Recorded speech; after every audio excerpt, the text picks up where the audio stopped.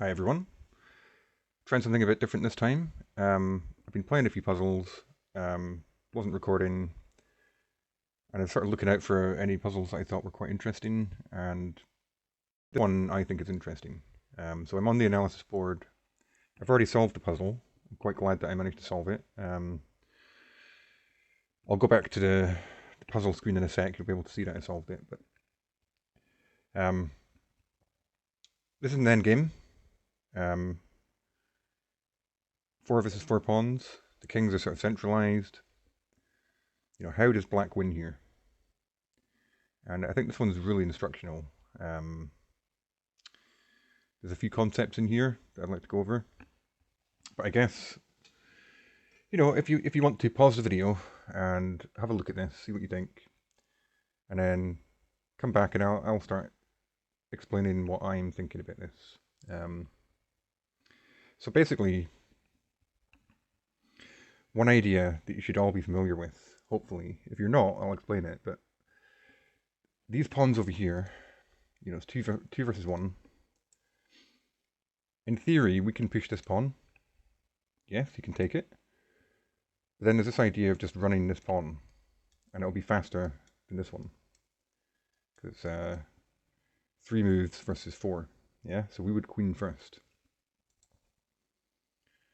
However, there's another concept that's quite important here, which is, I don't know what the actual name for it is, but basically, can the white king get back in time to stop this pawn? So let's say takes. We've got three squares to go, but the king is actually in time. And the way you can sort of work that out quickly is if you imagine a box or a line to start with between the pawn and the king. But if you make it a box up to the queening square, so create a box like this. If the king is inside this box, then it can always catch the pawn. So in this case,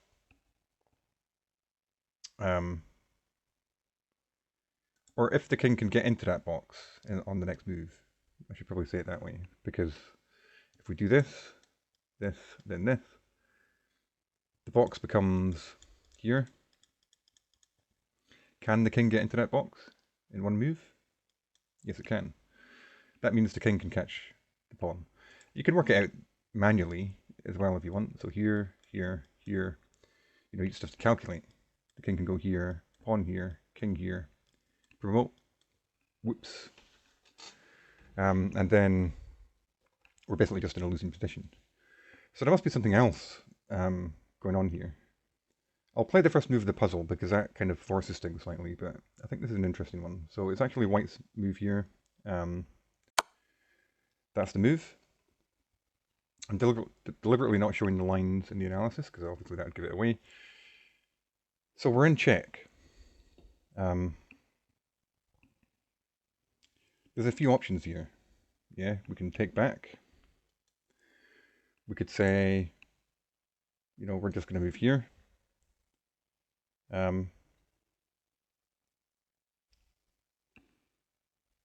If we just move here,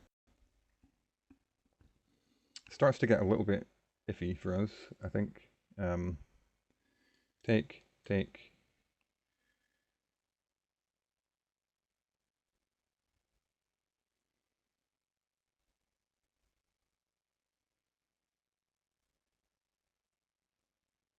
Or is the idea maybe here, maybe the king starts running this way, or even if we go here, maybe this is an idea. Checkers. And then we're sort of starting to get forced back, and it's 3v2, potentially with the support of the king, although the king can't,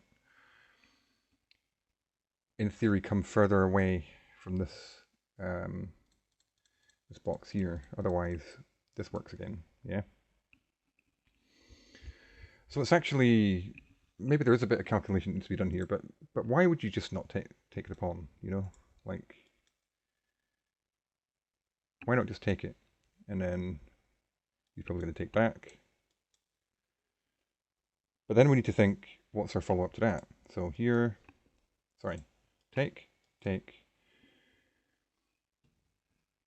know, we've got an option there as well. We could start running this way with the king.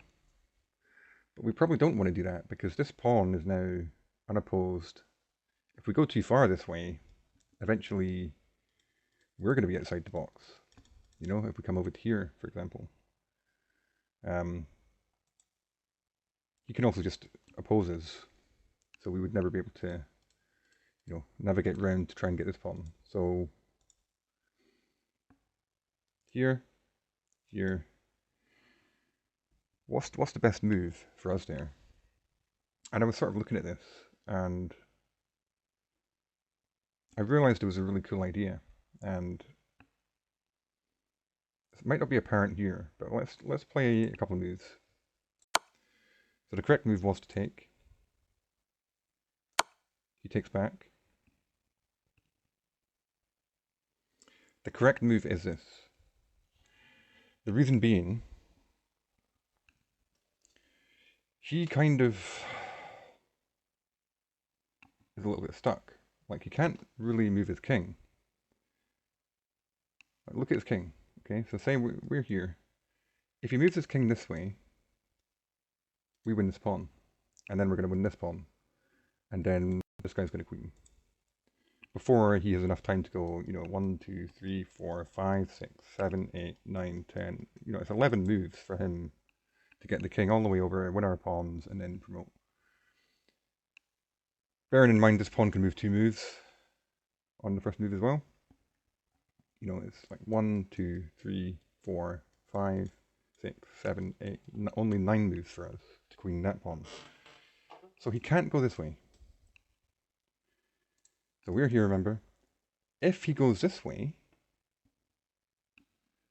he's now outside the box that we talked about before, if we use this tactic. So that's some really instructive stuff, I think. This is a really cool puzzle for that.